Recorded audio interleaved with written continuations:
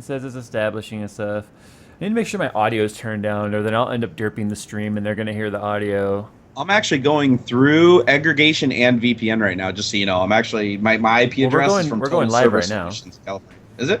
Yeah, we're trying to go live, I think. Oh, a little loud. Oh yeah, it says we're streaming. We've been streaming for 12 seconds.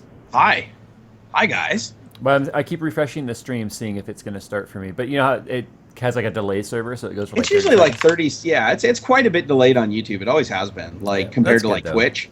Yeah. So if you guys haven't noticed, Jerry looks like he's calling us from a potato. Jerry is calling us from the world's first Skype potato.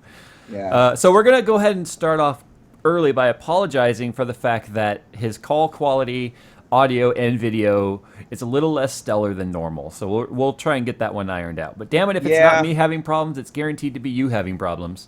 Yeah, I thought on the off chance I might have been getting DDoS attacked, but I went through and used a VPN and changed all my IP addresses, and I have no input and output bandwidth, yet we still can't establish a good connection between Jay and I for some damn reason through Skype. Whoa, like see, like right there, you just went down to like 10p. Which is really weird because like right now I'm on speed test, right? So let's see, I'm on speed test right now. I'm gonna click it. Let's see what I'm doing here. Live tech support, guys. Yeah, this is live tech support. I'm actually like running through here. Okay, so through the VPN, my aggregation, yeah, I'm still pulling 50 megabit down. So yeah, see, everyone's calling you. Well, I see one guy calling you 8-bit Jerry. I'm 8-bit Jerry. Jerry looks like he was built out of Minecraft blocks. I think Microsoft finally figured out that I was saying really bad things about them on social networking, so they nerfed my Skype. Oh, Yorkie Pud says you're more like cauliflower rather than a potato. So I'm more of a cauliflower. Well, I eat a lot of cauliflower. I love cauliflower mash. Yeah, dude, my upstream's over 10 megabits. So yeah, I don't know what the hell's wrong with Skype. It could very well be Astral. But we find out after all that it's Astral, but I doubt it. You were getting 300 down from a Seattle server. So unless they're doing traffic shaping, I was getting 335 down. Wait a second, that's actually a good point. I wonder if Astral does traffic shaping just like ISPs do. Like it detects that you're on a Skype call, so it's like, oh, I'll just give them shit for bandwidth. That doesn't make any sense because Skype is super compressed.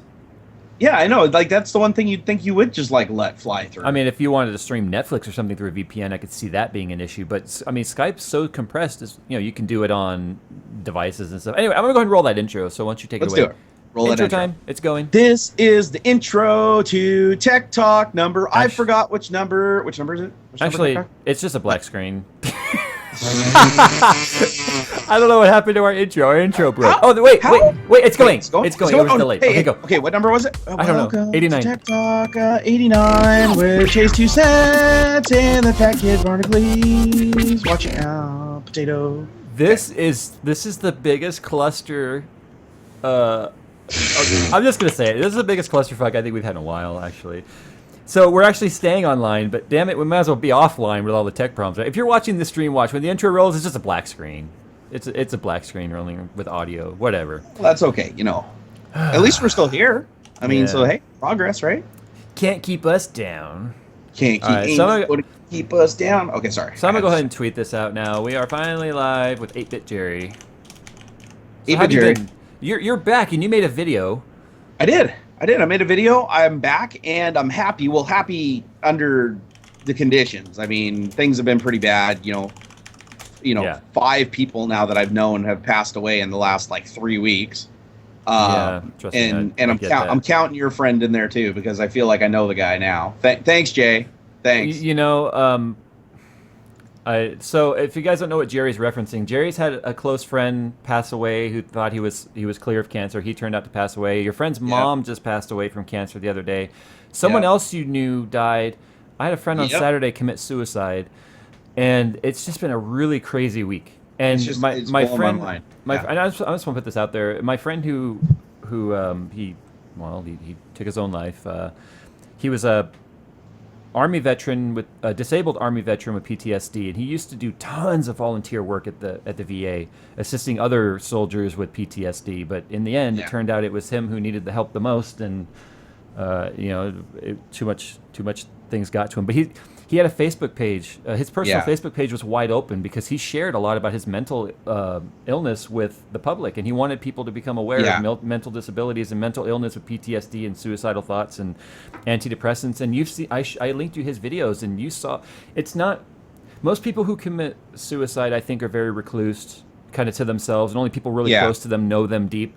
He put everything out there for everyone to see, and that was weird because I knew him on that level, but you Yeah. didn't. So you got to see from a perspective of, No, and it was really personal. It's like after watching it, I felt like I knew the guy. It wasn't like I was just watching a video. I mean, it definitely resonated with me. yeah. But I mean, I don't even know the guy, and it like brought me to tears, like watching it, because you could just tell that the dude was like, I mean, he was really lonely, yeah.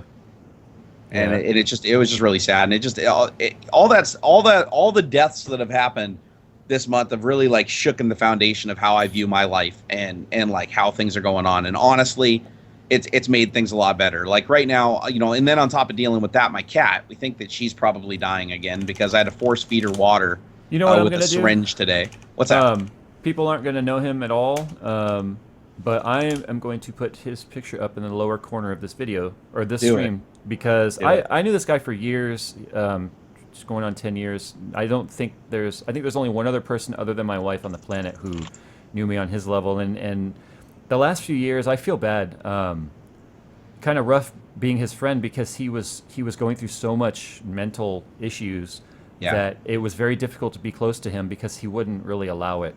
And but yeah, so I'm just pulling up a certain picture that I like of him, and so yeah, I mean, it's, But I mean, at one point in time, though, you guys were really good friends, right? he was the godfather to my daughter.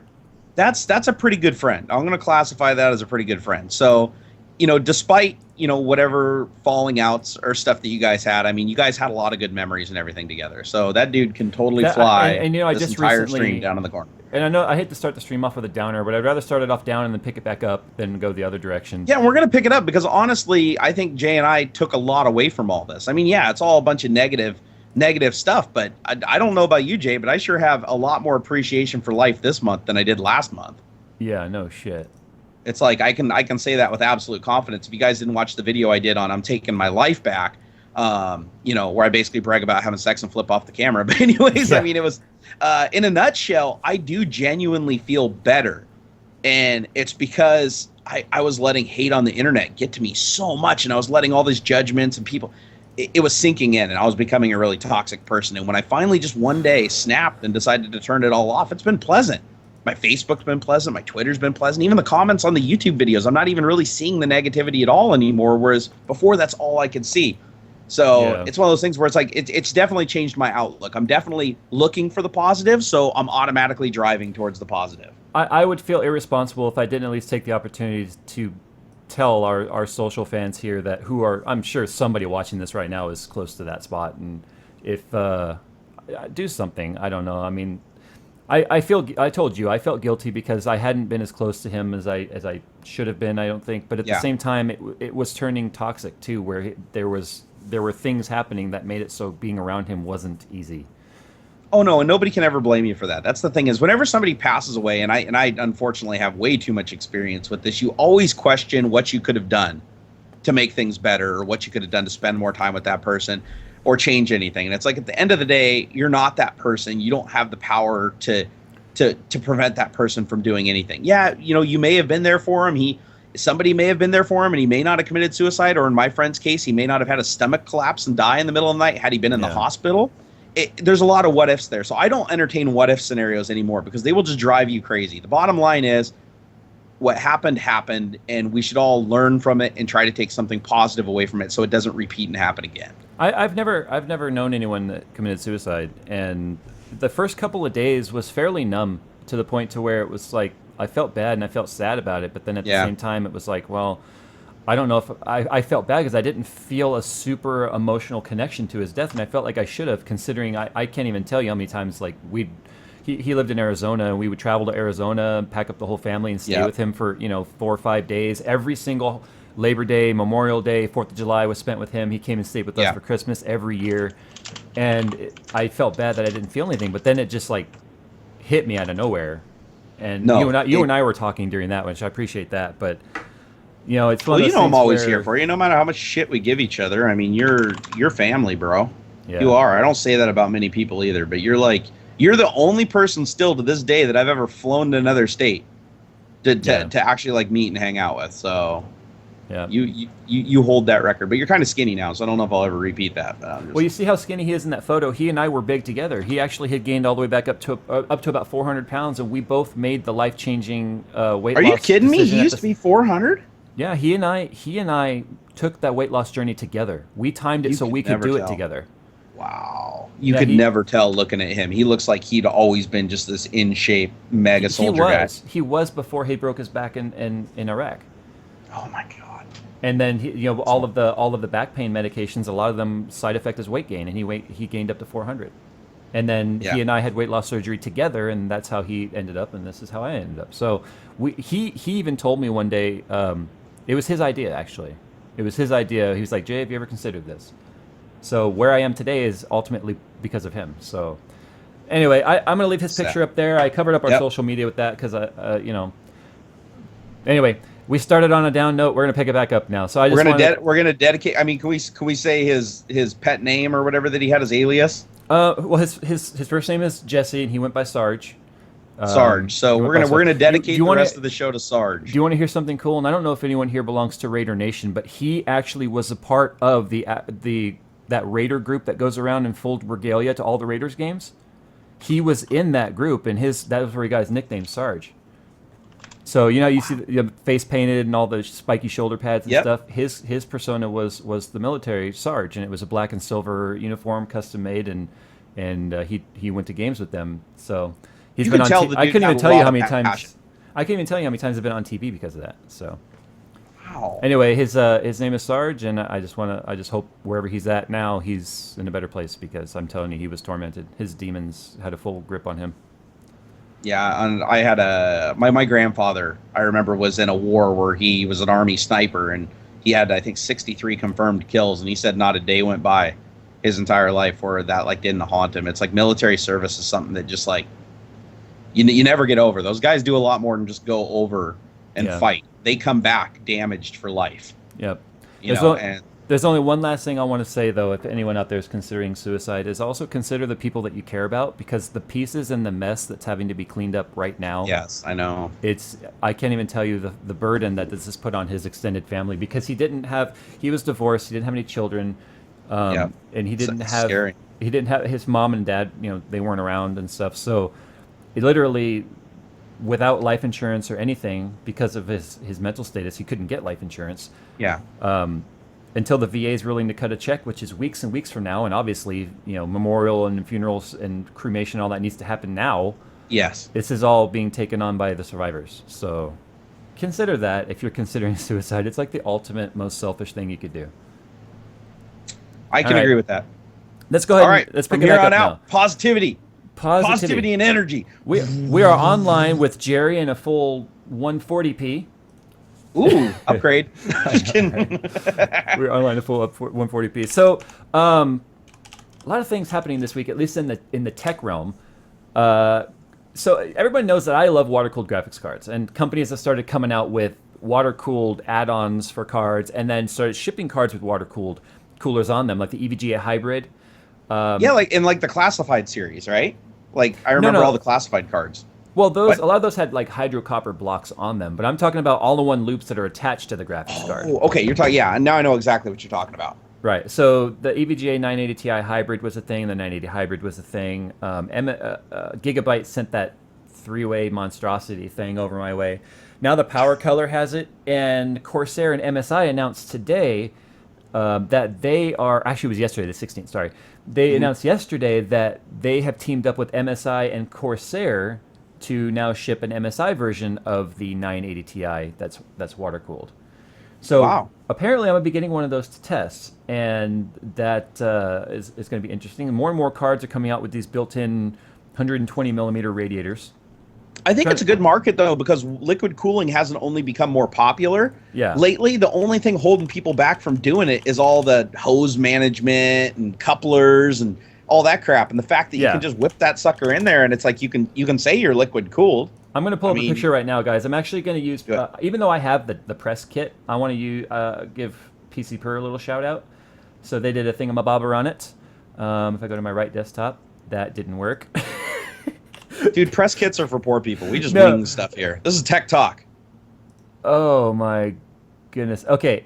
So right now you guys are all seeing a black screen. I know. Okay. Step it. There. Got Okay. his horn Got zoomed it. in, ultra zoomed in. Got him. Got him. Okay.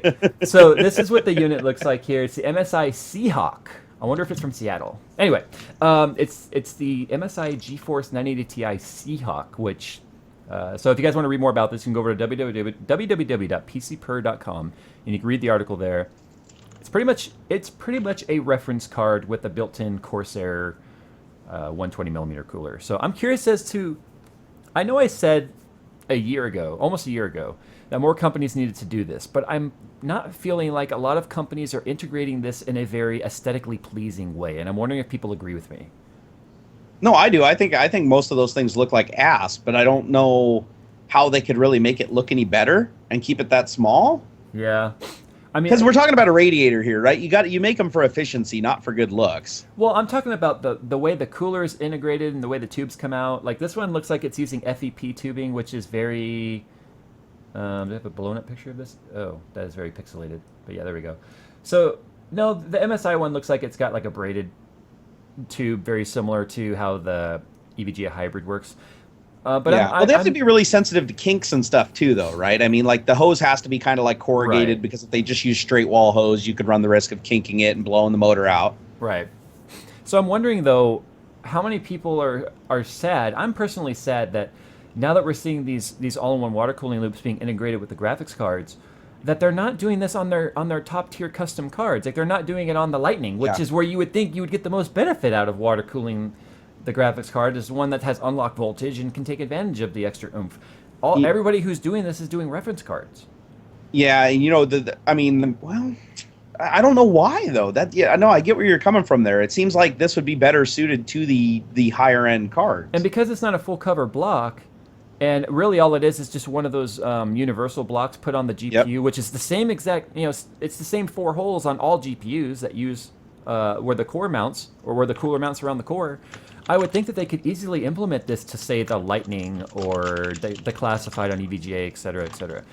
It's probably easier to implement it on a reference card, but I feel like they're missing out on an opportunity here.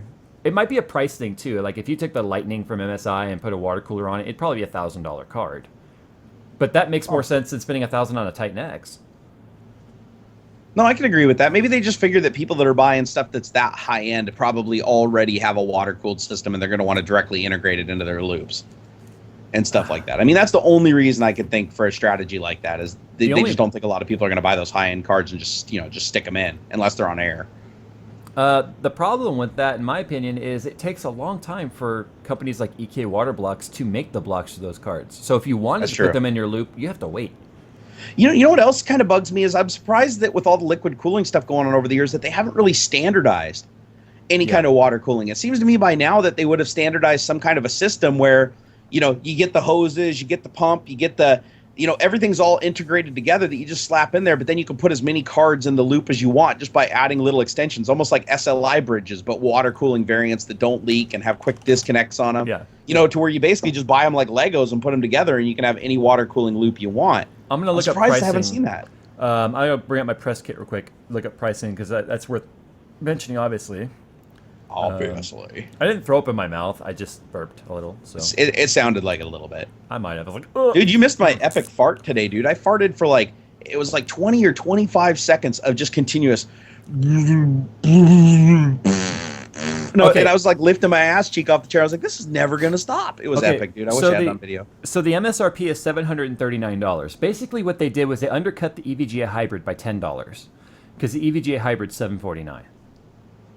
So it's $100. It makes sense because the 980 Ti reference card is about $629 to $649 depending. Well, let's be honest. Their water cooling setup that's integrated with it isn't like anything super high end. It's not, but it's about the price of a typical 120 millimeter all-in-one cooling loop. I mean, oh, okay. Well, I you know what I didn't factor in though is the block itself that's integrated with the card because that's a lot of copper and metal and stuff. So what they literally look like they did was took the same block that they would stick on a CPU and make a different bracket for it to mount onto the card. I mean, that's No the way shit. So it's not a full block that covers memory and everything. no. It only touches the core, and then the memory and the VRM is still cooled by the reference cooler. I don't know if you saw the slide I put up on the stream, but it looks just like a reference card, a plastic shroud, not the metal one. Yeah, it but still with has the fan in it. it still has the fan in it. So it's a I hybrid think that's card. stupid though. Don't hybrid it. Just one don't or the think other. I'm not sure if a single 120 millimeter radiator like that could handle VRM cooling and all that at the same time. That's true. That's true. Maybe I have a 960 with a water block on it, not doing anything. I should hook up a separate loop for that with a single 120 millimeter and do some radiator testing. I think that'd be kind of cool, and like play around with the voltage on the fan and stuff, and see how much of a difference you can actually get. Well, I'd be curious. The EK block that I have is a full cover block, so there would be no fan. No, there's still a fan on the radiator though, right?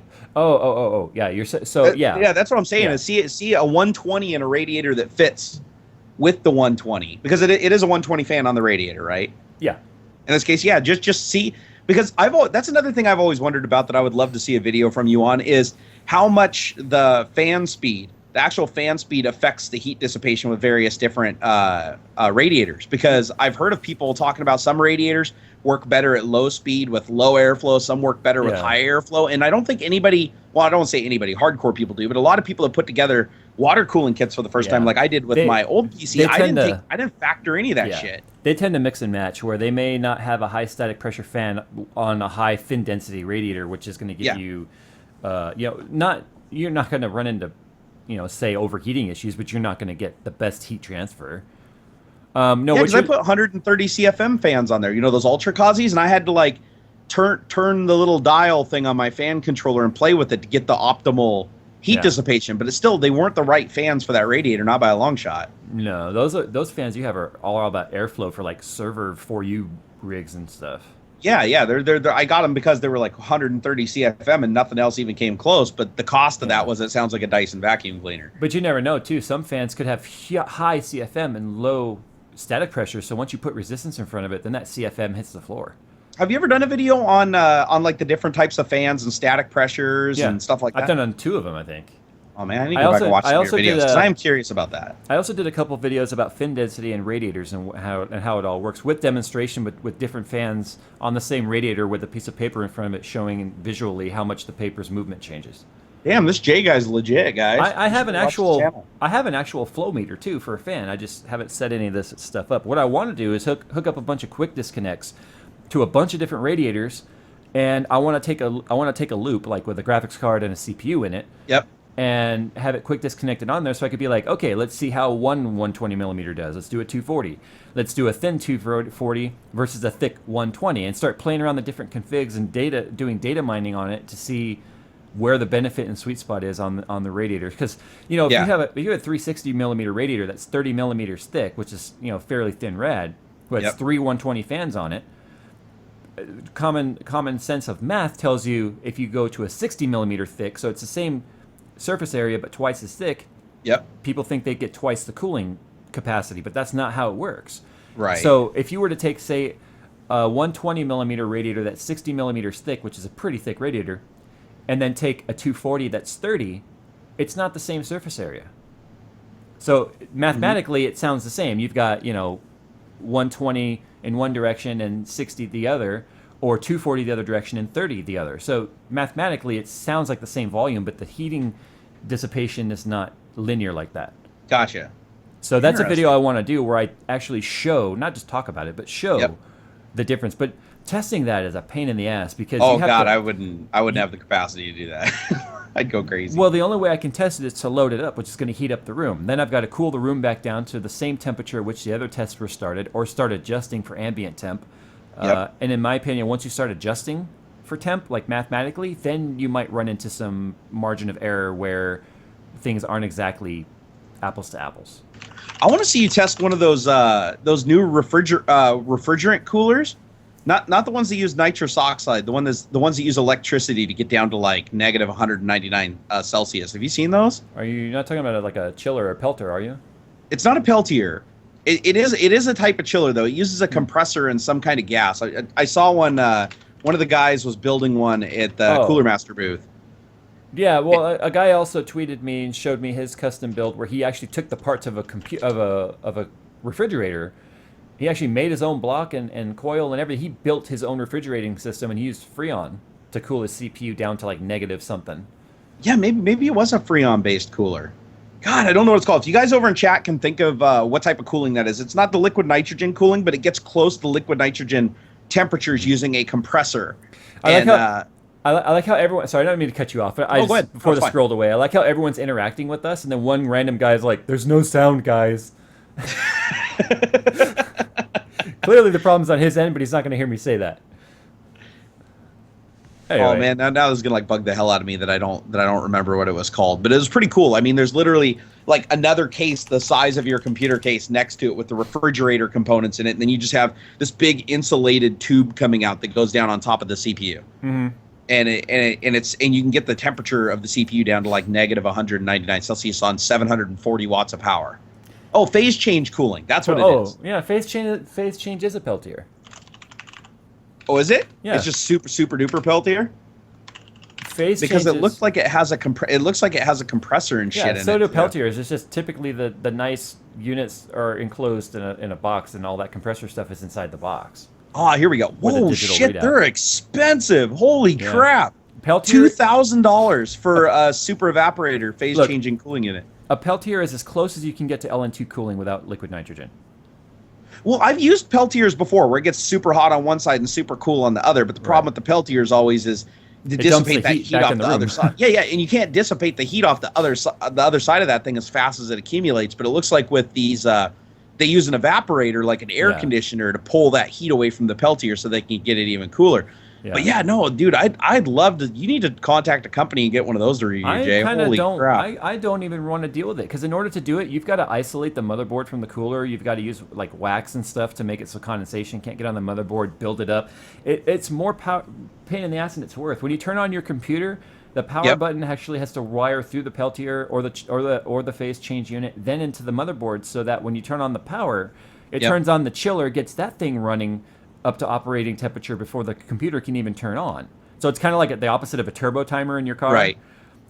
So it's just a pain in the ass. And there's actually been a few people with very high-end custom PCs who follow me, who've sent me destruction pictures where the moisture eventually worked its way through the isolator and destroyed the CPU and the socket and all that stuff. It's just I watched them destroy, I think they destroyed 2 CPUs and 3 motherboards in 2 days at trying to set the world cooling record. Yeah. Because they just got so cold that, I mean, they just went to failure. Well, it's not even just the temperature. They're still pumping in stupid amounts of voltage to those CPUs. I had a really good conversation with one of the world record holders at CES 2 years ago where I was asking him, I said, well, if your temperature is running, because he had killed one right in front of us. Right. I asked him, I said, if your temperature's running, negative 110 C or whatever it was getting to, the whole motherboard was frosted over, right? I asked him, I said, then how is it dying because the voltage is too high? And he made a very good point. He said they're not dying due to temperature. They're dying just simply due to the fact that the internal circuits couldn't handle the voltage. So they're still dying because of the voltage, not the temperature. So even too cold, and someone can correct me in chat if I'm off base here, but I don't know if there's a minimum operating temperature of the circuit. Well, I know that Travis Jank was the guy who set the 4 world records at the Cooler Master booth, and he was telling me that you can actually hit a level of coldness that will actually cause destruction. Like you can actually destroy the CPU by getting it over or under a certain temperature. And what was he running at? I think it was negative 125 C was his target. That was the butter zone. If you went over that, the CPU would instantly freeze, and then you could even run the risk of killing it. I can't remember why. I don't know if it's because the circuits at that temperature start to crack. Because you got to remember, metal contracts. The colder it gets. So maybe once you get it to a certain level of coldness, it starts literally breaking circuit pathways. Yeah, but I remember he had a blowtorch. He had a MAP gas blowtorch, and he was using it because it was oh crap, we're getting too cold. We're getting too cold. And he's literally putting a blowtorch in the tower to cool it. And I was or to heat it up. And I was wow. Yeah, I saw them doing that at the overclocking event Gigabyte hosted. So I don't remember. I don't know if you remember this. I'm going to do a topic change here. Do it. It was probably 10 or 15 shows ago at least. We talked about how people were vandalizing AT&T's fiber network up in Northern California. Yep. So AT&T is a little sick of it. So they're offering a $250,000 reward for information leading to the arrest and conviction of the vandals. Good for them. $250,000 reward. Dude, we had the same thing happen in my town. It wasn't with fiber optic, but all the crackheads were digging up the copper wire. So it's in Alameda County where this is taking place. You know, over by where the MythBusters guys are. Yeah, if you guys live up there and you know anything going on about this vandalism and you want to be $250,000 richer, roll over on your buddies. Do it. Do it. I would roll over on you for $250,000. Shoot. I know you would, and I wouldn't hold it against you. I'd be sitting in prison playing my harmonica, just being like, Jay, you did what any man would have done. I would do it for a Starbucks. You do it for a Starbucks. You probably would, too, you ass. No, that's crazy, though, but I think companies really need to start doing shit like that because I'm going to be honest, police, what I learned from my fraud investigation is that the police, the FBI, and the attorney generals are all absolutely worthless unless the criminals somehow steal $50,000 worth of shit from some single person. So there is so much crime going on right now that the police literally give zero fucks about anything.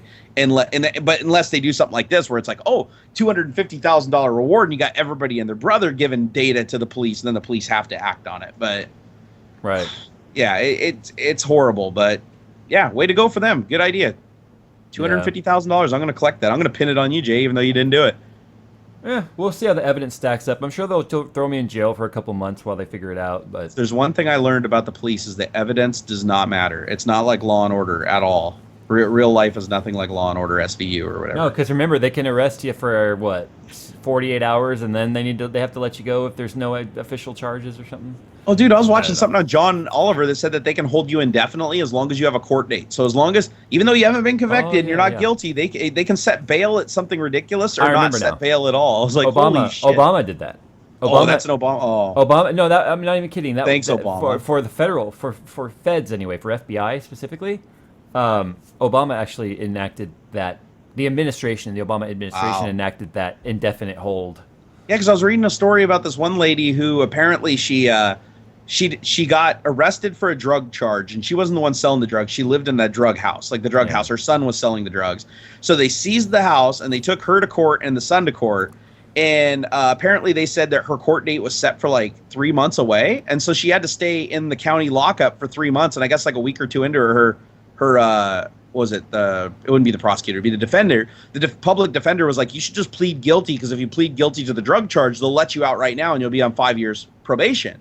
But it goes on her permanent record. And if she wanted to fight it, she'd have to wait 3 months in jail. So it's like you actually have a longer jail sentence fighting it than you do. So a lot of people say that they're guilty, even though they're not, just to get out of jail. Yeah. Tech Tent's correcting you, saying that the police don't set the bail. I didn't hear you say that. Did you say that? I don't recall saying that. I might have. I might have slipped, but I know the judge sets the bail. Yeah. So I might have slipped up and said police. Jerry knows this. He's been arrested like 42 times. I get arrested all the time, and I've been doing a fraud investigation forever. That I it's finally always just for criminal speeding. On it. Yeah, it probably is, dude. You know, with that car, it's hard not to. 140 miles an hour down the country road. That's just a walk in the park. 146. No, I'm just kidding. No, anyways, the police always let me go when they pull me over, Jay, because I just tell them, this car doesn't go that speed. And they're like, okay. They can just look at it and they're like, Sir, it's a 4-door. Oh my God. I asked on my personal Facebook, I was like, what would you do for a Klondike bar? And somebody replied back and said, your mom. Wow, I got some cool friends. Does your mom have said Klondike bar? Oh my God. Oh. Before I answer, I have to see if your mom actually has the Klondike bar. No, she doesn't. And if she does, it's buried with her somewhere. In her possession at that. No, she doesn't. If it is, it probably melted. All right. Why don't you go ahead and pull up a topic, sir? I'll let you we're on the fly pick one. On the fly topic? And don't go with the easy Apple Pencil either. Son of a bitch. Okay, can I do Apple something? Were you really about to go to the Apple Pencil? No, I wasn't. I was actually going to go to Apple, the iOS 9 update. That just fucking made me like rage quit life yesterday. Oh my really? God. iOS 9 launched? Yeah, so iOS 9 launches. I get the little notification on my phone that's like, hey, you want to update our awesome cool new thing that does shit in Siri's better? And I'm like, yeah, sure. So I update to it. And the thing is dropping frames when I log in. Every time I touch the screen, it takes like 2-3 seconds to open stuff. It was basically acting like an Android. Like for a second, I thought I accidentally picked up like my OnePlus One or something. And all the Android people are just going to blow up in chat now over there. Watch those. So anyways, it wasn't being responsive. I couldn't make a call. The call directory, like my contact directory would just hang. Like, I'd have to hard reset the phone. I did it like 3 times. And then finally, after fighting it all day yesterday, today I unpaired my Apple Watch from it, and now it's starting to work. But, like, somehow the Apple Watch being paired to my phone and doing the update completely just fucked up the whole operating system. Like, it was dropping frames. I tried to do a Periscope, and it wasn't sending the video feed. Like, I've never had that happen before, and it was hanging, and I've never had that really happen before either. So I was like, way to go, Apple. Way to go. What'd you do? I'm just playing the Apple advertising music the whole time you're explaining iOS. Oh, did you really? That's perfect. That's absolutely perfect. But on the plus note, I am looking forward to spending all of my money on a iPad Pro and a pencil because I watched the little demo of it, and I was actually pretty impressed. Oh, my God. Oh, my God. I mean, it's stupid expensive for what it is, but I've always wanted a good drawing surface, and the only thing that's even going to come close to that as far as being lag-free and stuff is going to be one of those Wacom surfaces that's over $1,000, and that's all it is literally just a touchsome surface for a computer. I think the chat caught up with what I was doing. Yeah, I see all the lulls. I see it blows up. Oh, they must have heard me talk about Android. No. Oh my God, seeing all the Android people. Every time I talk shit about Apple, immediately 1,000 Android fanboys are like, come back to us. It's kind of like Instagram. Every time I poke fun at Hondas. Yep. Oh my God, I belong to a lot of different car groups, DSMs, domestics. Right now with the 350Z group, which is part of the Z33 platform guys and the Nissan guys, we get made fun of by the GTR, and we all laugh about it. But man, you make fun of a Honda, damn, did they put that stick up their ass and get pissed about it? My God. Don't touch Honda, bro. Don't touch Honda. Man, I owned a Honda once, so how do you think I mowed the lawn? Honda is like, okay, so I have a friend who's total Honda junkie, and I actually bought a Toyota on purpose just because he already had like Honda such on lockdown. And look what happened to it in the end, my God. I grenaded it because it wasn't a Honda. No, just kidding. But actually, that's not too far from the truth because I had to build all the parts for my turbo, whereas with the Honda, there was like 7,000 turbo kits off the shelf. Look, if I was ever going to buy a minivan, it would be an Odyssey. There you go. Oh, my God. So anyways, I'm not going to buy an Odyssey. iOS 9 really, really sucked. It's actually, it hasn't fixed all the bugs by unpairing the watch. But again, it's like, the whole point of me updating was to get a new Siri, and Siri didn't work. I'd hold down the button and the little line would show up at the bottom of the screen, and the whole phone would just hang for like 5 seconds. Then it'd go beep boop and like close.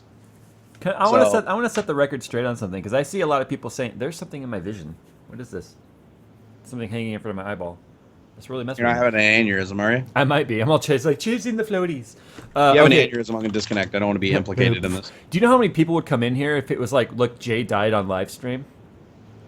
Like at least four more. At least four more. Let it run. If it happens, let it run. I want my family to be taken care of by all the proceeds of this non-monetized live stream. Okay, you guys all heard this. If Jay just keels over, we're gonna leave the live stream running, and I'm just gonna go tweet out Jay just died and put the link, and you watch. Like 14 more people will come in here. So John Dahl, who's we met him at Vlogger Fair. Yeah. When we went to the fair the other day, he does some live streaming and stuff, but he doesn't have like a lot of viewers. He said he had like 15 people in there or something, right?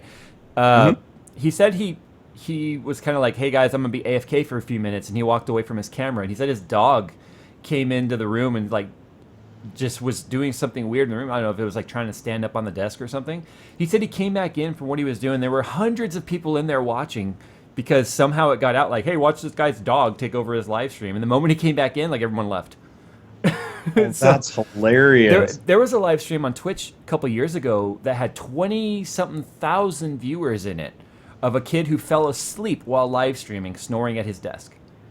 I'm not even kidding. I can't remember which female live streamer it was, but somebody tweeted out a link that's like, oh my God, somebody's sleeping on the live stream. And it was, God, who was it? It was one of the more famous ones. But anyways, I went in there and there was like 20 or 30,000 live viewers. And it was just this chick like back in her chair with her head cocked with her headphones on, just snoring it off.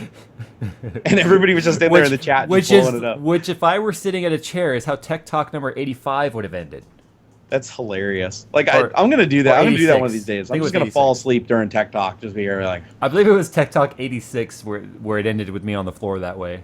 That's true. You know, I still haven't seen how that stream ends. I haven't watched it all the way to the end, so I don't know how it ended. Oh shit! Zach in chat just said, "Did I miss all the tech?" Oh, we can't have him talking like that. We better get back on the tech, dude. Get some tech. We were talking about live streaming. Next story. Come on, you pick the next one. No, I picked iOS 9, fool. You got to pick one. But I already picked two of them. Oh, shit. Okay, hold on. I got you there, don't I? Actually, why don't I just go to Twitter and just add, I'm sure people have Cheater. already done it. Cheater. My Well, I'm God, doing you're it. such a cheater. Let's see if we got any Ask Tech Talks here to save my balls here. Let's see here. Jay, when are you going to do the damn fucking video on changing the fluids and testing the water cooling with the different fluids? I added the fucking part just to make it more dramatic. He didn't really say that. But where's like orange juice and Oh, yeah, I'm gonna do pork that. semen? I'm gonna do that, but I need to get more. I don't want to put that crap through the radiators I have.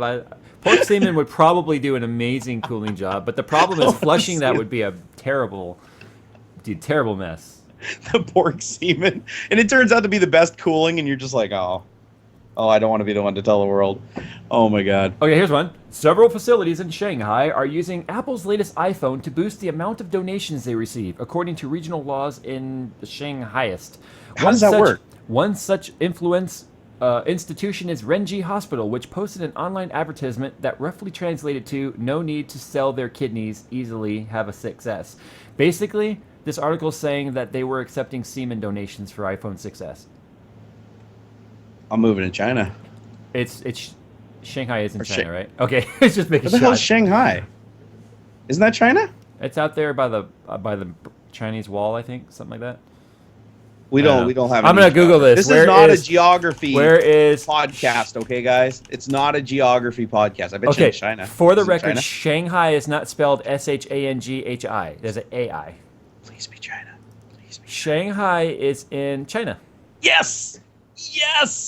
I win. Not a lot, but I win. You do win the respect of the internet, and that is priceless. I win, and that's all that matters. Is that I win. So the Renji Hospital in Shanghai is offering $943 for each 17 milliliters or 0.57 ounces per semen sample. I can put out like 65. So do they prorate it? Jerry could stock an iStore or an Apple store. I just start building my house out of like stacked iPhones glued together. Yeah, dude. Opulence. Dude, did you have to use your semen to glue your phone together? I did. Well, there's leftover. They had a limit on how much they'd pay me for, so I just kept the rest as glue. Oh, John Q asked, "Is your STI reliable?" He's not talking about chlamydia. I think he's talking about no, that's STD, sir. No, actually, they changed the definition. Did you see that? Like the official designation now is sexually transmitted infection. Yeah. Oh my god. Because I guess it's more of an infection than a disease, like in most cases. So I think a Subaru owner came up with that. I think they did. Actually, I'm sure Subaru was really pissed when like the Department of Health made that decision. They're like, shit. Robot tells TV host "fuck you" on live air. Oh, dude, that's a great one. I'm gonna look this up. And it's a YouTube video. We'll play the audio. It's only 17 seconds long. Are you ready? Yeah, let's do it. You'll have to hear it on the stream. Sorry. That's fine. All right, here we go, guys. I'm not going to show it because I don't want to get flagged like that one day I showed a video trying to promote it and then they took me down. Funny or die. Liars. All right, here we go. She's been hanging around in the studio all morning. She was invited, all part of the BBC News Week on artificial intelligence. Linda, thank you very much for joining us. Thank you, Charlie. Thank you, Linus. I really liked presenting breakfast this morning. Okay, did that whole fuck you in the ass thing. Okay. It was in Britain. Did anybody see this live? Okay. Well, that was a very rude robot. Is this the new generation of like teleprompter tampering? Now you mess with the robot? I guess. I mean, it was like one of those like Good Morning America type of sets. And then they turn around to say hi to the robot, and it was like, "Fuck you, Johnny. Fuck you in the ass." And it was a live broadcast, so it like actually went out. Well, yeah. What it was somebody took a video, like pointed their cell phone at their DVR because they DVR'd it. So yeah, it went out to the broadcast. That's epic. That is absolutely epic. Let's see. Oh, there's 4 new results for Ask Tech Talk. They must realize that we're actually taking them this time. Go for it. Let's see here. Is Asus going to make a mini ITX for the Z170 platform? I'm sure they will. They've made a mini ITX platform for everything from like X50 or Z58 and up or whatever it is. X50. I don't remember. No, not X58. Whatever. It's the 50 series, but I don't remember. That was a long time ago. Hey, we got a question from Oily Rain Cloud. Remember that guy? Oh, yeah. Yeah, Mr. giving us like princess cups and stuff. Oh, yeah, that's right. Yeah. He gave me a hat. He gave me a hat. Yeah, the one that we thought was going to like murder us in the middle of a crowd. I told you. I'm pretty sure we saw him on the freeway when we were heading back to Mock's boarding house when we all left. That's right. He said, "Why are Android devices getting so big? It makes it hard for people like me that are always on the move." Yeah, that's easy answer. Because the problem is every single phone wants to have the highest resolution screen in existence, and in order to put 4K on a cell phone, you can't have a small screen. You have to have a big screen. I pretty much attribute it to old people. You think so? No, I'm just kidding. Because I was gonna say, aren't they still buying like the Nokia phones, like with the big buttons? Jitterbug. Oh, let's see here. Jitterbug. No, so remember how phones were big, like, you know, they look like almost like radios from the military. Right. And then everyone was like, let's make it small. Let's make it flip. Look, it's so tiny you can hold it with tweezers. And now they're like, let's make it bigger, bigger, bigger, bigger. It's just the evolution, how it keeps going through this, you know, wavelength of big, small, big, small. Everything got small, now everything's gonna get big again. Oh, Yeah. But remember, what's the kick they're on right now though? The screen is so big and yet it's so thin. Right? It bends. Yeah, if you look at it, it bends. The bends is the big thing now. Like, I went and met a friend the other day for lunch, and he had one of these watches on. I can't remember what it was called, but it was an LG watch, and it had a curved screen on it that like went around his wrist. Mm-hmm. And I was like, that actually kind of looks cool. I mean, I'll admit that was a good application of it. I wasn't referring to the bendable glass. I was referring to the device bends because everyone wants it to be so thin. Oh, Bendgate. But have you seen? Is it Samsung that created the flexible screen technology where they're like, they're talking about the future phones like being able to like fold them up and stick them in your pocket. And I was at that keynote at CES 2013 when they showed it off, it was really cool. The LCD display, they had an active LCD display out of the device, and they were like sitting there bending it all around, like, you know, making S shapes and stuff out of it, and it was a functioning display. So a lot of their concepts for that was not being able to take a phone and have your phone be bendable. It was the idea of having billboards that maybe wrapped around pillars, and digital billboards that did that, you know, contoured ceilings, digital ceilings. But they did obviously, they did have this idea though of the wallet, like a wallet phone where the phone folded in half. And I don't mean like a flip phone, I mean like the whole screen folded in half. But the one thing that they did show as a concept for it that obviously exists now is the S6 Edge, where the edge of the screen wraps around to the side of the phone. So if your phone was flat on the ground or had a case on it that was closed, like a wallet case, the notification could display on the side, and you could read it on the side of the device. I did see a phone like that had the screen that wrapped around the edge, and I had to do like a double take. Dude was using it on the bus. Yeah. When I went to PAX, and I had to do a double take at it because I was like looking at the edge, and it looked like it wrapped around, but I thought it was just an optical illusion with the glass. But the screen literally goes around. That's nuts. Or S6 Edge. You know, that's gonna be confusing now. The iPhone 6s and the Galaxy S6. They're just not being creative anymore at all. Yeah. But technically, the iPhone 6s is the 7th iPhone or 8th iPhone. I don't remember anymore. Confusing. I don't remember anymore. It's not as confusing as Microsoft, though. I know, right? 1, 2, 3, 4, Vista, 10. No, do it. Can you name all of them, including ME? Let's see if I can do it. Okay, hold on here. Windows 95, 95 SE. Oh, you forgot. You didn't start at 3.11. Oh, God. Okay, hold on. Okay, fine. Windows 3.0, Windows 3.1, 3.11 for work groups. Windows. Oh, sorry. I'm even going to include IBM OS2 War, which was before XP. Then XP, because that was a joint venture between Microsoft and IBM IBM pulled out. That's why XP got created. You already forgot one. Which one? NT. Oh, that's true. NT. Okay, so NT 351. I know there was earlier NTs, but the natural progressions: 3.1, NT 351, Windows XP, Windows 2000 Server. If you want to go down that branch, then you have Windows Vista. Nope. No, sorry, no. Hold on, sorry. You have Windows because I forgot about Millennium. So you got to do 95, Millennium, 98? Second Edition. 98 was after 95. Windows 95, 98, 98 Second Edition, right? Because you have to have a Second Edition in there. Millennium. Then you had Windows XP, 2000, Windows 2000 Server. Then you had, let's see, Windows XP, SP1, SP2, SP3. I don't care about the service packs. Just well, no, the reason why I'm saying that is because SP2 and SP3 actually added significant stuff to the operating system. Okay. And changed the networking stack. And then there was Windows Vista, which literally that project got reset like twice. Let's see here. So then after Windows Vista, you have Windows 7, Windows 8, 8.1, now Windows 10 because there was no 9. Let's see. I feel like I'm missing one in there somewhere. Jim Bob in chat says XP sucked. Are you kidding? That was the most successful OS in history. No, Windows XP was awesome. It had a rough start though. Yeah. It had a rough start. I remember when it was like, can your computer run Windows XP? Do you remember that? When how it was considered a resource hog? Oh, and the other thing is Windows 2000 actually predated XP. I got those in the wrong order. I just wondered if you could name them all, not necessarily in the order they released. Okay, gotcha. I was trying to get the order in my head when I was doing, because I've shipped everything from, because I remember when I started at Microsoft, we shipped Windows 2000, and then we shipped XP. And the biggest problem that we had with XP was the 9X division was killed off.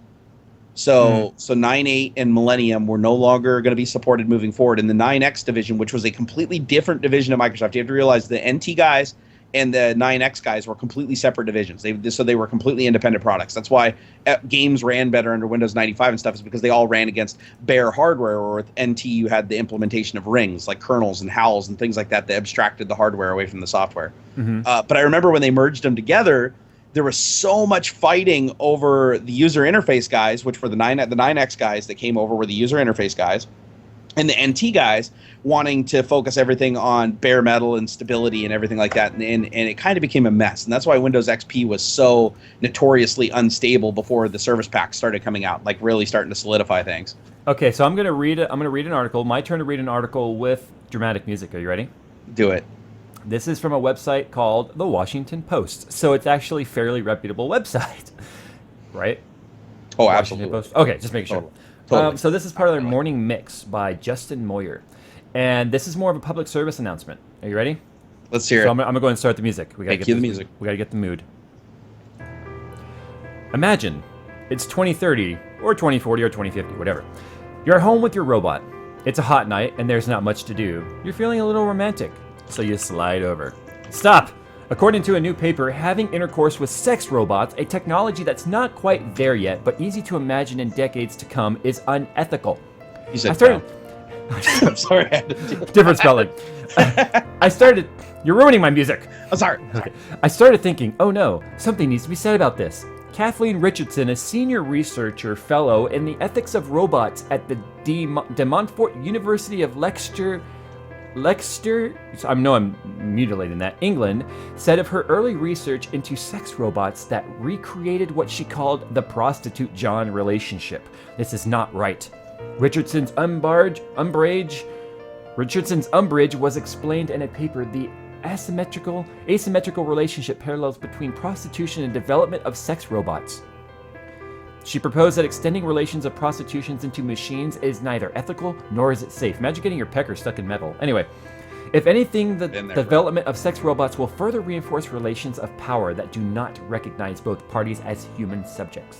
Well, because they're not. They're robots. This lady is legitimately concerned about people who would have sex with robots. I say let those people have sex with robots. I'd rather them not procreate.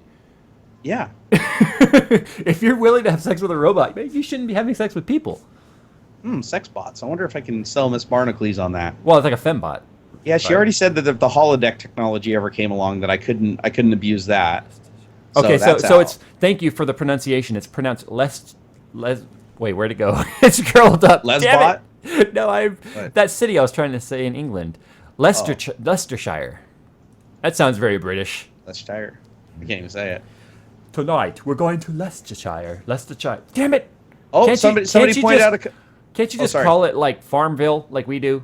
We both missed an operating system. Can you remember which one? Which one did we miss? Which Microsoft operating system did we completely miss? Windows 7. No, CE. Windows God. CE. I must have slept during that one. And Microsoft Bob. William pointed those two out. Microsoft Bob is I'm not even going to consider Microsoft Bob as an operating system. Could you imagine the sex bot? Oh, Jerry, I love the way you touch me like that. It uses like the old Dr. Spatsu voice from like Sound Blaster. It's like, hello, Jerry, please insert your wiener here. Oh, Jerry, go faster. Oh, and then it does the things that the old sound cards used to do when they'd hang and be like, hello, Jerry. no, but it's so literal. It's so literal. Lol, Jerry, I love it when you touch me there, omega. Omega. Yeah, oh my god. Oh my god. Oh my god. Yep. Oh, man. Oh my god. Now I'm going to have that stuck in my head. It can't run on Windows though. There'd be a lot. Must shut down for automatic updates. Exactly. You're receiving a Windows update. What does this Windows update fix? Sends telemetry about your wiener link. Your to mother Microsoft. is calling via Skype. Accept call. Do not accept. Connecting call. Your mom's face appears on the head of the robot. Oh my god. No. No. It's like that commercial going around TV where your mom catches you mid-act. It's like, Yep. Jerry! And then, you know, they're like, your mom's not always going to catch you in the act, but in the future, she's just ahead on like a floating platform. Jerry!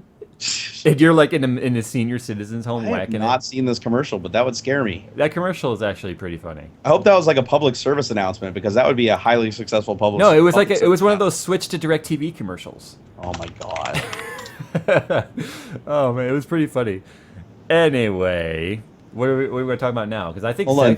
I feel like sex robots is where we should just leave it off to doing crowdsourcing of topics with. Yeah, I'd Q&A. say let's just go ahead and just leave it at sex bots because that's pretty awesome, and my mind is completely in the gutter now. So unless we just start taking people's questions, this is going to get really wrong really fast. 25 years in the future, in the year 2040, I'm going to be having sex with a sex bot because my wife divorced me, and I'm going to be like, remember that tech talk 25 years ago when Jerry and I were like, that would be a bad idea to stick your pecker in a robot. Well, here I am sticking my pecker in a robot.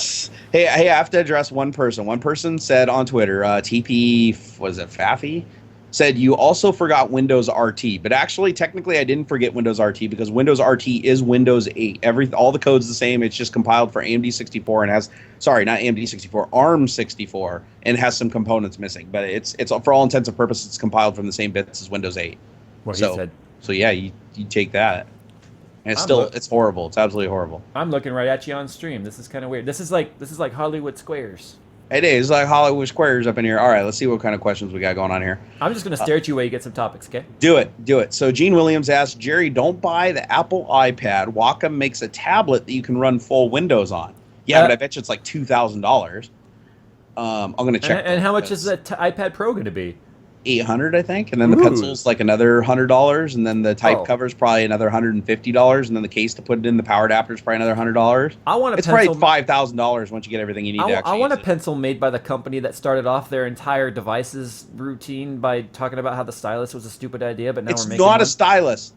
Did It you is not a watch stylus. the demo? It is not a stylus. It is a highly pixel perfect precision pointing device that has 2 sensors in the tip that can accurately read in pressure and angle. Do you see Yeah. me looking at you on the stream?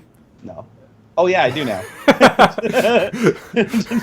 Should I start doing the same thing? Be like, how's it going, Jay? What's up, bro? Let's have our own presidential debate right now. Yeah, let's do it. Well, I'll just put the questions over on the screen so I can look at you while we're doing this. Let's see. Reviews by Gary said, ask Tech Talk, what is your opinion on AMD splitting the graphics division into Radeon Technologies Group? Oh, Yay! you mean going back to when they were successful? Yeah, that's probably a good move. Good move, AMD. A little too late, but good move. You know what this sounds like to me, don't you? What? This sounds like setting up to sell. It does actually, because they can move the successful GPU division over and then sell off the failing AMD division. Didn't we call this though like a We year did ago? a little bit. We did. We No, did. like I a- don't. like I a don't know year if we ago. called them splitting off, but No, we no. did call them getting bought. No, what I said, and you're right, it wasn't exact, but I Yeah. remember what I said like a year ago was, the worst thing in my opinion that happened to Radeon was being bought by AMD. Because Radeon was actually competing and doing an amazing job back in the early like Radeon XT days, and was Oh, yeah, competing. ATI had mad market share back Yeah, then. exactly. And then AMD bought them, and due to poor management and constant CEO rollover of constant vision changes in the company, you can't ADD a company focus Yep. and direction. And nobody So- wanted to work there because the offices were so hot all the time and the AC couldn't keep the building cool. I'm sorry, I had to. But in the wintertime, everyone was there. Exactly. So no, they're. I don't remember where ATI was based, but obviously Texas is where AMD's headquarters is. So, remember, I and you agreed with me a year ago or so. I said that if AMD really cared about its graphics division, they would split ATI back off, either sell it, or I thought maybe they would sell it as a division. But Yeah. they split it off, and then let AMD's processors, microprocessors, do their advanced micro. That's right. You did it. You did. I do recall you saying that like it would be smart of them to actually sell off just a fragment of the company. Which would be the successful portion of which is Radeon if they were going to it- try and revive AMD's processor division.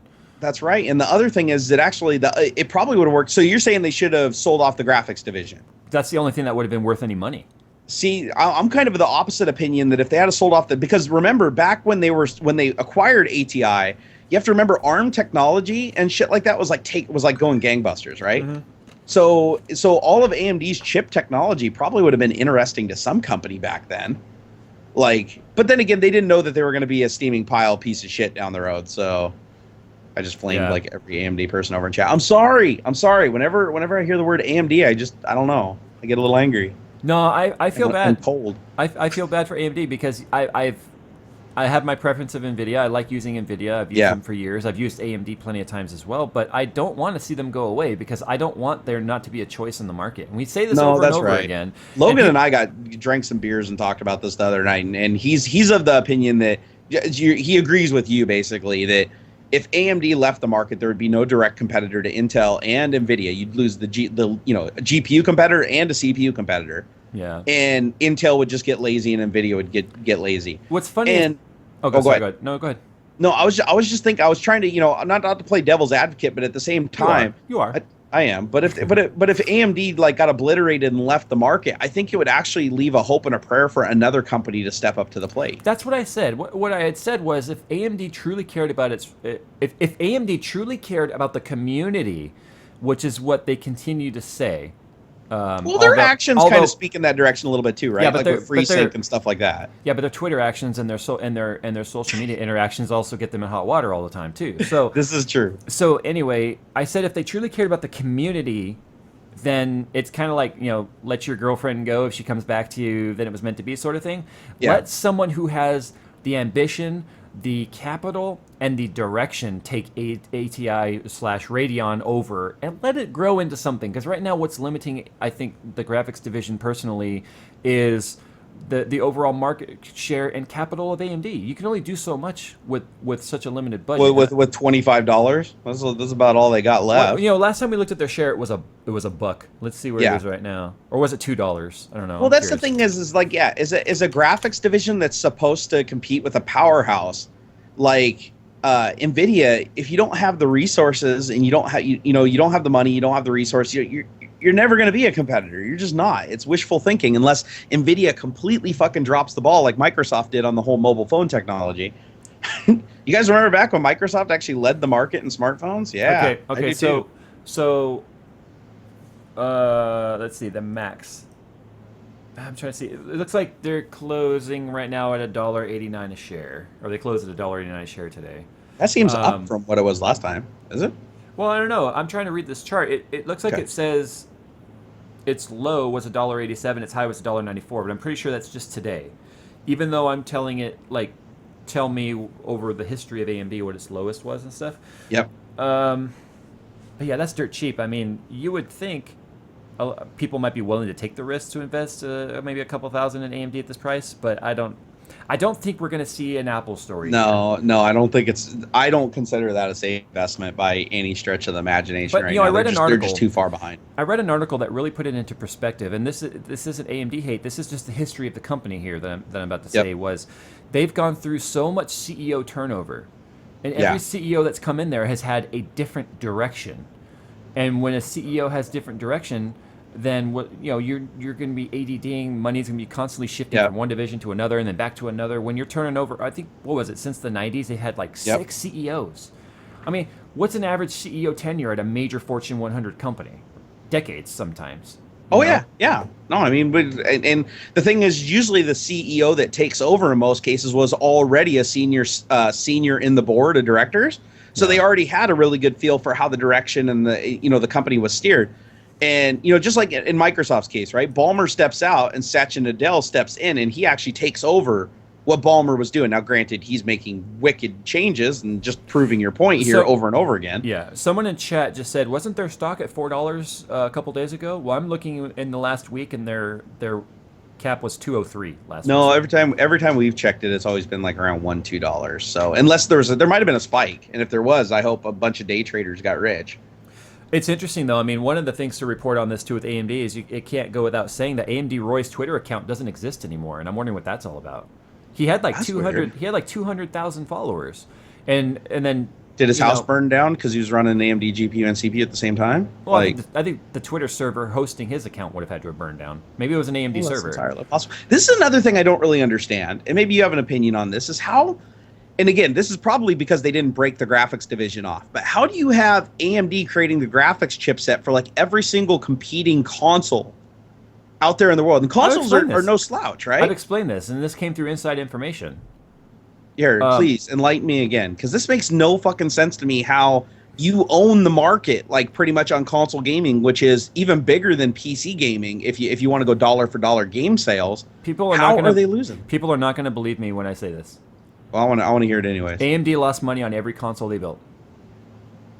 How though? Because they sell the fucking components to the actual people building them. Because How are they because losing money? The same way a road Oh. construction goes. It goes to the lowest bidder, and They AMD undercutted I everyone gotcha. because they wanted to reinvigorate the name at a cost. Oh, So I AMD, see exactly what you're saying. Every APU they put into an Xbox and a PS4, they lost money on because they were banking sense. on the future success of the company. And that's another thing that and it popped into my head just as you were saying it, is you're trying to outbid a company that has 100 times more resources than you do, so obviously they can bid super low. And so yeah, no, you're absolutely right. AMD probably lost their ass on everything just to get their name out there. I don't know. I don't understand how it works with game sales. I don't know if they make money on the game sales. No, they don't. They're just a component manufacturer. So the most that they might make is some licensing fees on the operating system on the console itself, but not the games. Yeah. And that's what sucks, is because that's where all the money comes from. In a Someone's console, right? calling me out for having free Titan X's for review, saying I'm biased. I also have 390Xs in here, Fury X in here, Fury, Nano. Hey Jay, you don't have to 390, defend yourself. He's 380. being biased by saying you're biased. He's being biased himself. I have every graphics card in my Yeah. possession that is currently on the market. So I speak from just my personal experience, and I've said over and over and over again, we need AMD around here. We don't need AMD to disappear, Yeah. which is why my suggestion was sell the graphics company division or the graphics division to a company that has direction and money so it can turn into something big. If you think that makes me biased, then you're the idiot. I'm sorry. But that person I'm calling them out right now is a flat out idiot if you're hearing anything different, because then you got burned, buddy. Because then you're burned. pulling, which is unfortunately what's been hurting AMD in the social sphere, and they've been getting called out on it now from some major media outlets, that AMD's tactic and approach has been not to innovate and create, has been to call out people saying they're not being fair, they're being unbiased, they're programming against our code, and they're stifling our growth, like blaming everybody else for it. And so that's kind of what you just did. You're kind of like, oh, AMD's, you're talking bad about AMD, and that's not fair. It's like, no, I'm talking about the history of the company and why they need to get better and why they are where they are. I mean, what's going on behind the scenes when CEOs come in and they're like, nope, fuck this, we're out of here, and they leave? Yeah, the truth is, to me, that means the CEO sees an impending failure of the company, and they want to get out before they're left without a job. Where one day they walk in, and then the investors are like, sell. No, literally. I mean, the smart money, just looking at the stock, like not looking at any other aspect of the company, just looking at the stock performance would scare the shit out of any investor. And unfortunately, unless the stock is productive, the company is not going to be building resources. It's not going to be expanding. It's floundering. Yeah. It's the company's doing what it can with what it has, and it's even stooped to the level of assaulting, Nvidia's image head on, hoping that it'll change the tides just based on, basically giving them a bad rap. And everybody knows that that's actually that's a death marketing strategy, like Scroogle. Yeah. When Microsoft tried to do the whole Scroogle campaign, because Bing was failing, it backfired on them hard. Yeah. And I think the same exact thing's happening with AMD, because as soon as you go that route, you're pretty much saying that you no longer want to compete and just show your metal based on what you are. You're actually trying to tear the other company down in an attempt to seem better. I need to respond to Christopher Wolf, who says that he switched to NVIDIA because of drivers. So let me tell you right now, I've been having the last 6 months have been a love-hate relationship with NVIDIA and their drivers. When you run a panel config like I have, because I've got the 1440p panel in the middle, 1080p panels flanking it on the side, and I had a 4K panel up top, which I replaced with a 21:9 34-inch 1440p ultra-wide. For a user like me, these drivers have not been solid. I have a monitor that will constantly just turn off and lose signal. I've got to turn it off and turn it back on. I'll go in and out of games, and I get constant windowed mode, even though it's set to full screen. That even Alt-Enter won't bring back full window or full screen.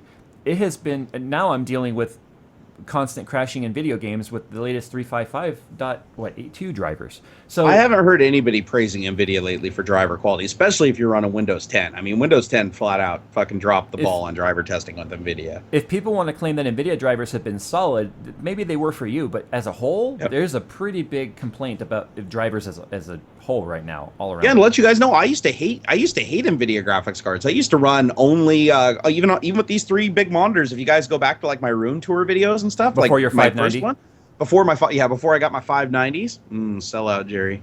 No, but what I did is I can't remember which cards they were, but yeah, I had two ATI cards in there in Crossfire, and I absolutely loved them. And I remember when I switched to NVIDIA, I was lividly pissed because the Crossfire experience back then for the surround experience was epic.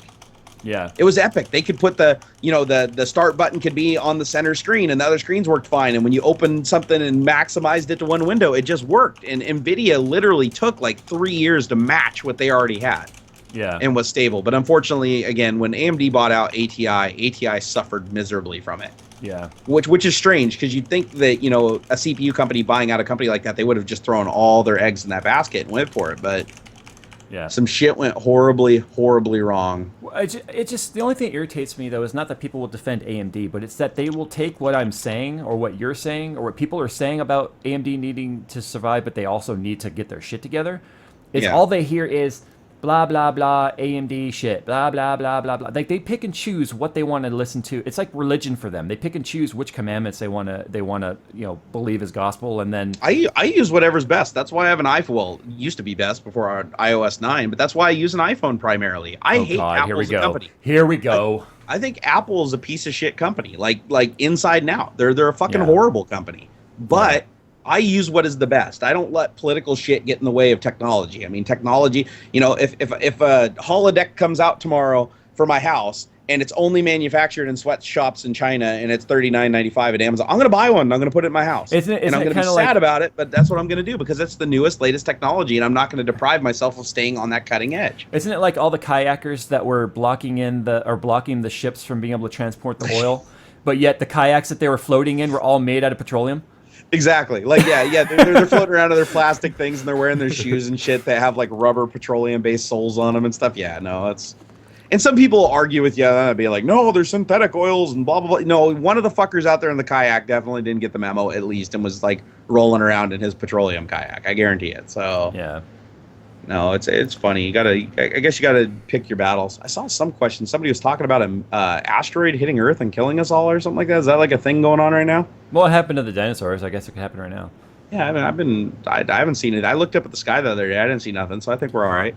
I'm wondering if anyone in here is in Chile and if they were near that earthquake. How about that, huh? Like 7-point-something earthquake in Chile?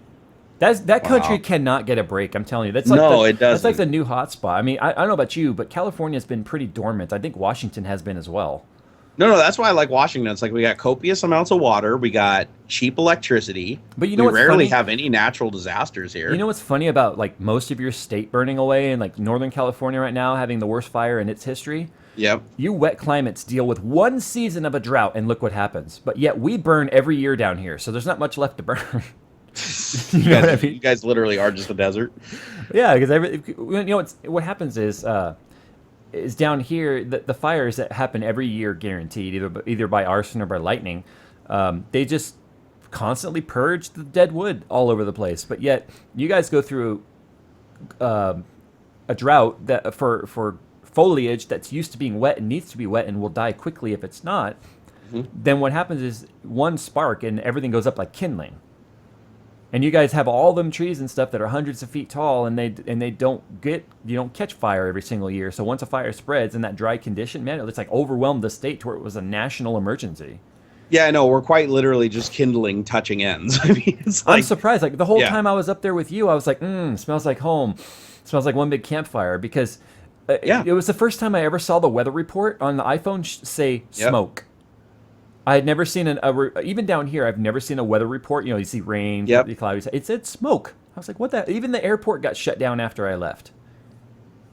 That's crazy. So, yeah, and it did. It affected me for a while, even after you left. Like I was having respiratory issues from it. Yeah. Let's see here. We have a little question. Okay, so Yuri Helsing asks, little question: how does one format a hard drive that has no file system? You know how I always end up formatting my hard drives? I've always just done it through the Windows installer. So here's the thing: is first of all, formatting has everything to do with the file system and not necessarily the hard drive. The whole act of formatting is laying a file system down on the media device. On them checkers. So technically, if you're talking about erasing all the data off of the hard drive, the best way to do that would be to get a low-level format utility that can actually write zeros multiple times to each sector on the disk, regardless of the file system. It'll literally write over the file allocation table and everything with zeros. And if you really want to get rid of your data, I suggest a hammer. There you go. Yeah, no, that's you want to go super low level format. Yeah, dynamite or a hammer, that'll get her done. I think. Oh no, go ahead. Sorry. No, I was just saying. So what you want is a low level format utility. Just do a search. There are literally tons of them. Also, if you have the Ultimate Boot Desk, there's one on there. There's also several Linux distributions that actually include a low level format utility. So Renee, a magnet won't work on an SSD. Nope. Well, unless it's like it'd have to be a pretty freaking powerful magnet to like actually destroy the electronic pathways. We talked about this last year, though. I remember there was an SSD that was sold. It was a super sensitive SSD designed for the government. It actually had two. It was like an external hard drive, and it had two physical buttons on it, like coming off of it with like a toggle tamper switch on there. Right. And it was like a red one and a blue one, and it was both of those were emergency data erase protocols, where the blue one was like just did an immediate wipe of the drive. I don't know what it did. It did something that wiped the data, but the drive was still usable and the data was irrecoverable. I don't know how they did it. It had something to do with the NAND. And then the red one literally makes a connection between a power source that's in the SSD, keeping the drive powered. It had its own power source, and would cross. I don't know. It would somehow create a short circuit in the NAND and physically destroy every NAND in the chip or in the SSD. Well, the cool thing about SSDs is you can't recover data once it's been overwritten. Even one time?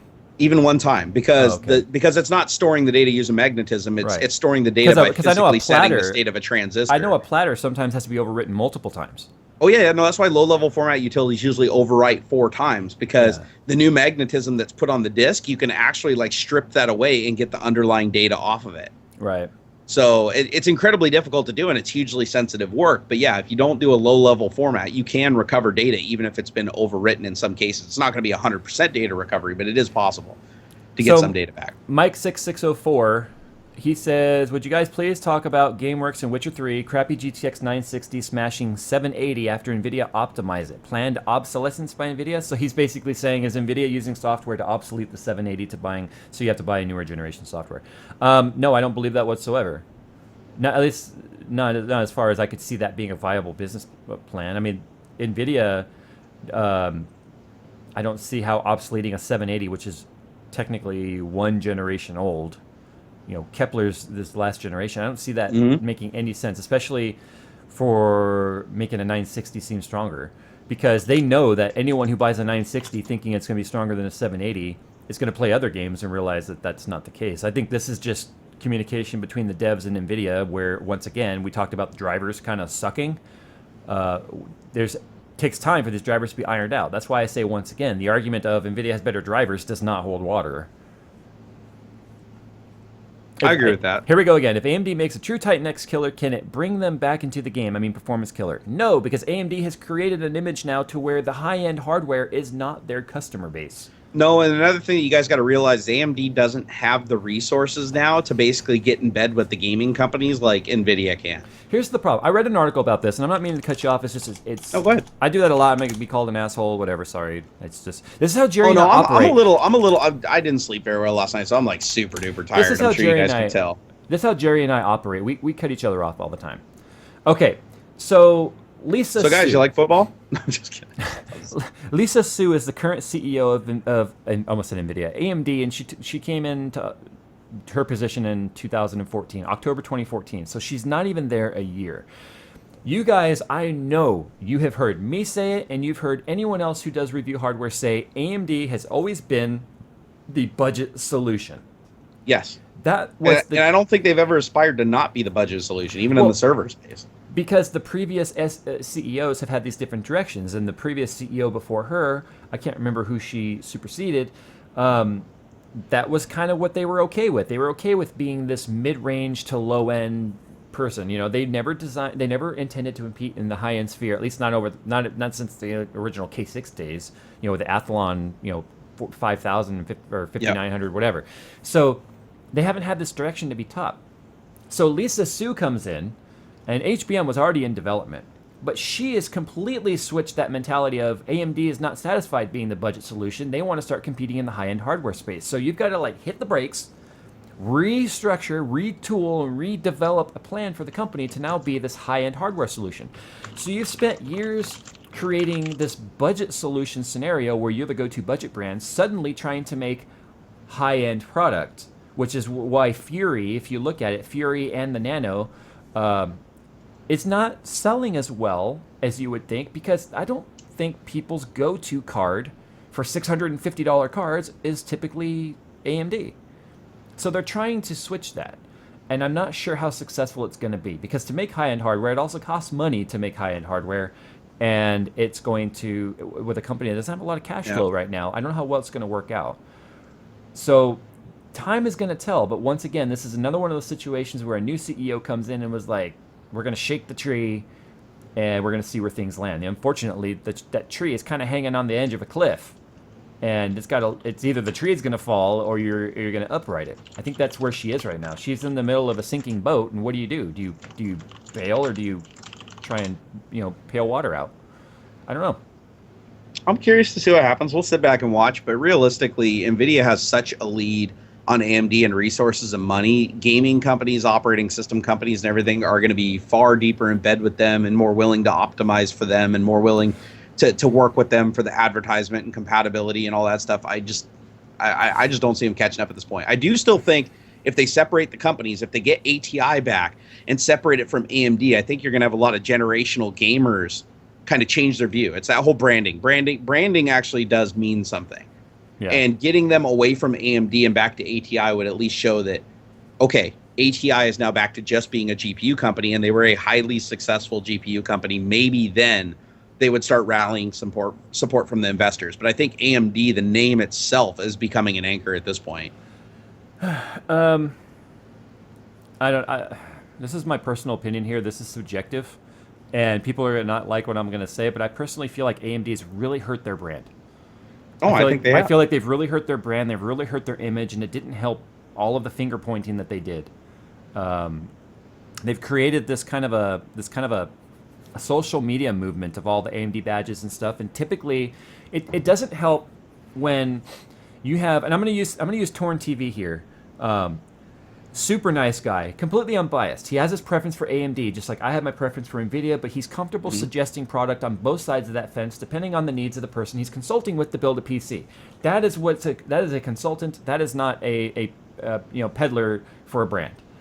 But he has an AMD logo on his badge, and what hurts him is there are people with AMD logos on their Twitter badges who are out there bashing NVIDIA and bashing Intel and like, AMD's best, AMD is best, you guys suck, AMD Red Team Plus, doing that sort of thing. And it hurts those people that are out there really trying to do good in that community, because AMD sort of created this mentality of being the proud underdog and loud and proud about it. And I think that's done damage to the brand. No, I 100% agree with you.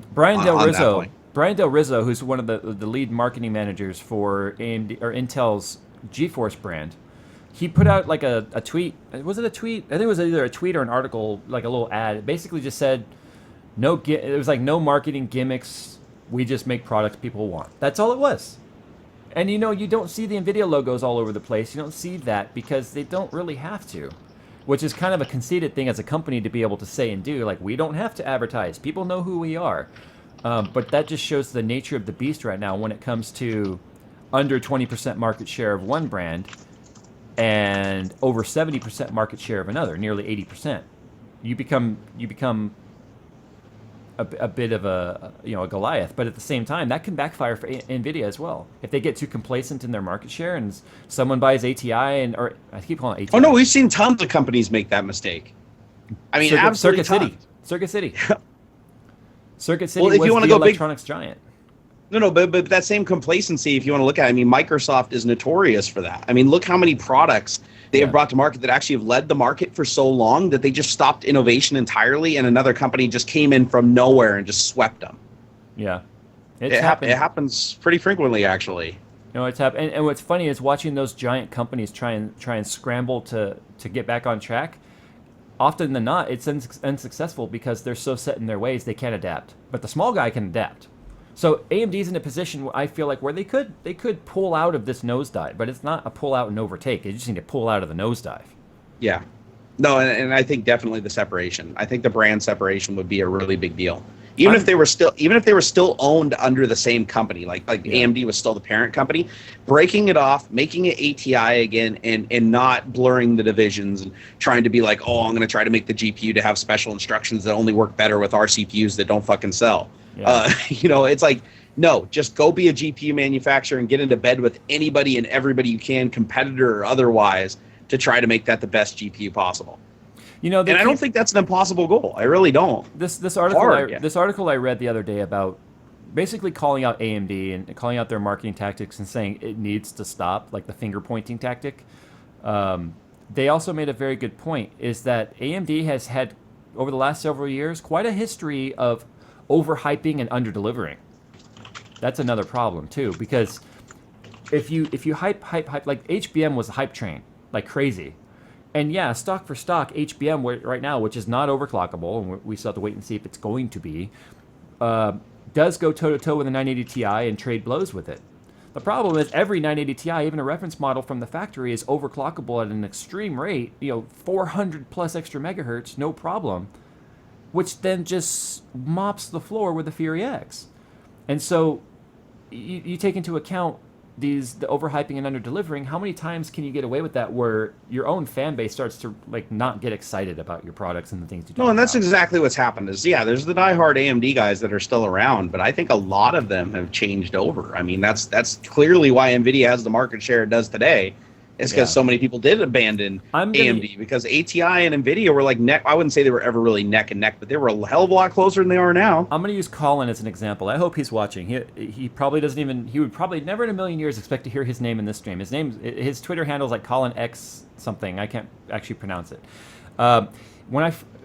Probably a year and a half ago, he was very AMD, had the badge, and all his pictures were him like super excited building his AMD 8350, and was calling me out saying, "You're such an NVIDIA fanboy.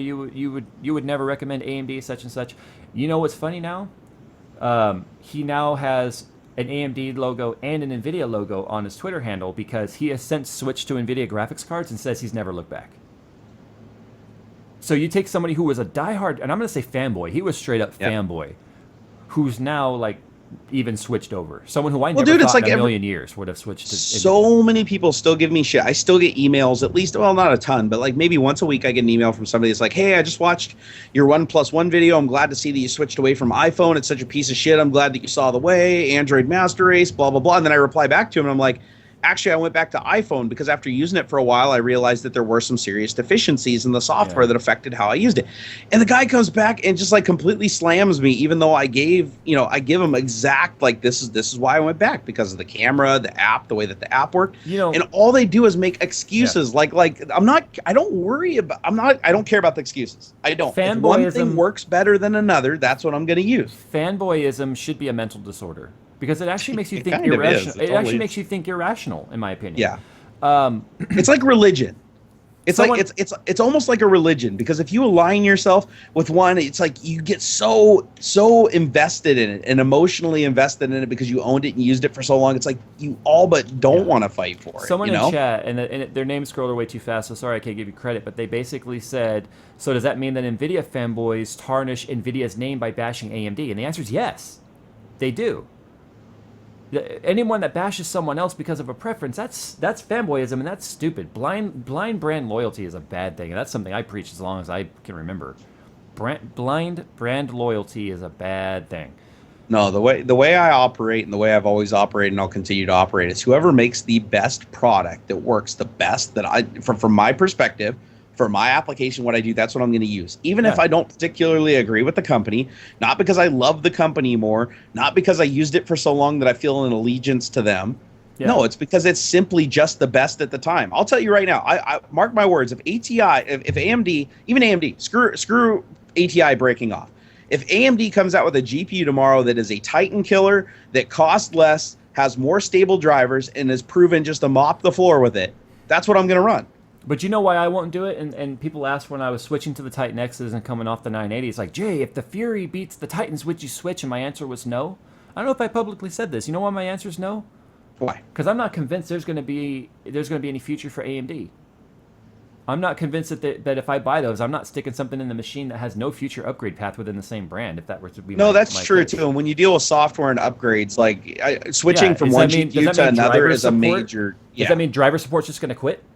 No, and how many times have you successfully pulled drivers from one completely different manufacturer going to another manufacturer and had to be a good experience? It rarely is because they're so radically different. I never download drivers from the board partners, though. I always pull them straight from either AMD.com or NVIDIA.com.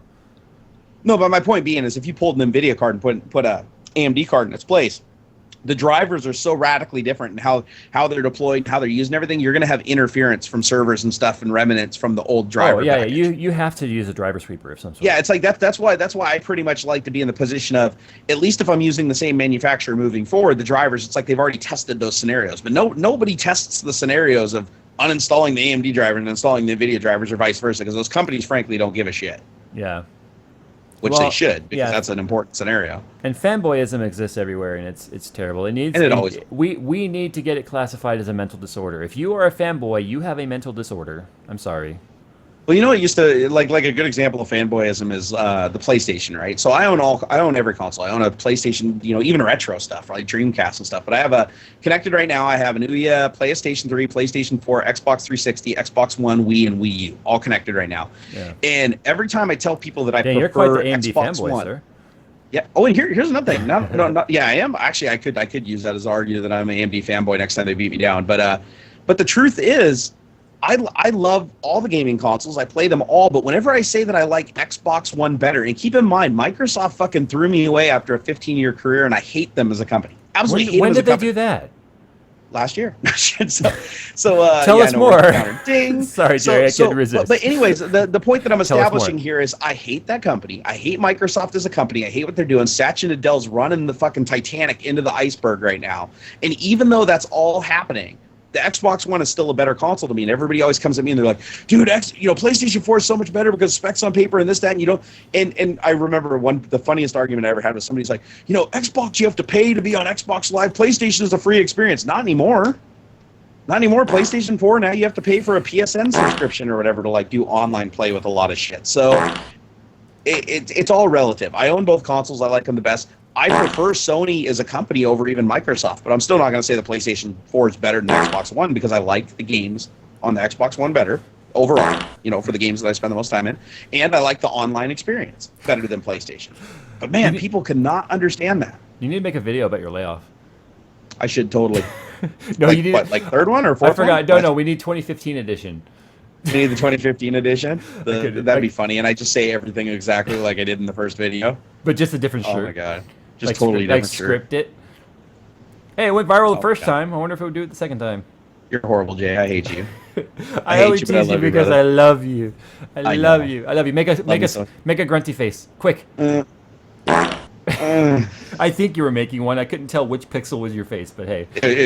I gave it the whole college try. And I just want to apologize to everybody for being so low energy today. I didn't get much sleep last night. I was worried about my cat, and I'm like so down on energy. So after I'm done with this show, I think I'm gonna go eat dinner, relax with the kiddo, play some 4s of 6, and start out fresh tomorrow. I'm on baby duty. I'm on baby duty tonight. The mama's you're on the baby duty. The mama's at the comedy club. Hey, you made that kid. You better damn well take care of it every once in a while. Even though I don't. I probably should. I acknowledge her and say hi every now and then. No, I'm just kidding. I know I was saying that to somebody today. So my neighbor or whatever was talking about his daughter and his kid watching everything like that. And I was like, well, my wife raises mine. I go down there every once in a while. I pay the bills. And she's looking at me oh, how's that work? And it's sad, but it's true. And that's what I'm trying to change is that I spend way too much time invested in the whole online venture and so worried about paying bills and stuff. And it's I'm gonna start having fun with my life. I don't know about you, Jay, but you know what? If you don't have fun with your life, what's the fucking point, right? Life is for poor people. Life is for poor people. Never mind. I'm just gonna work until I croak. That's what I I'm feel gonna like do. I'm doing every now and then. I know, right? I need a vacation, man. Since I started this whole YouTube thing over 3 years ago, I have not skipped.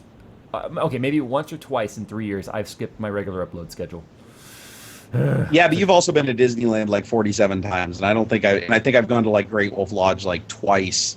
But that's my point. Like- I still get to have fun while working. You can do it too. Yeah. Well, the new rule is I talked to my wife the other day, and I said that from now on, every week I want to go do something fun with the family. Like on a Friday or something like that, I want to go to like the Museum of Flight. I want to go to the Science Center. I want to go do something that I want to do and Xander wants to do. So that's my new goal, because if I don't work that in and I force myself to do it, I'm just going to sit up here in front of this computer and just read all these comments that just get me all worked up.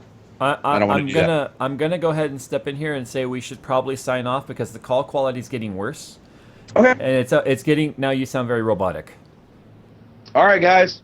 Love you long time. I'm gonna go and eat dinner with my family. So the connection literally between that sentence and when you started talking switched from robot to AM radio. Jeez. Yeah, we gotta get this figured out. Like the call quality is terrible. So. All right, you sing the outro. And hey, I'd like to congratulate us for even though shitty quality, we made it. We made it through a whole show. It's been a while. Yeah, but now we're just at the mercy. We're not at the mercy of Skype's quality. Yep, but at least the little 12-year-old DDoSers are crying right now. They're crying hard. Yeah, I'm sorry, guys. Sorry, right. DDoSers, you failed. Time for the outro. This is the outro song. Jerry's telling everybody to suck it. How? But can they find it? It's kind of little. I see what you did there. I'm talking about your penis. Okay, bye.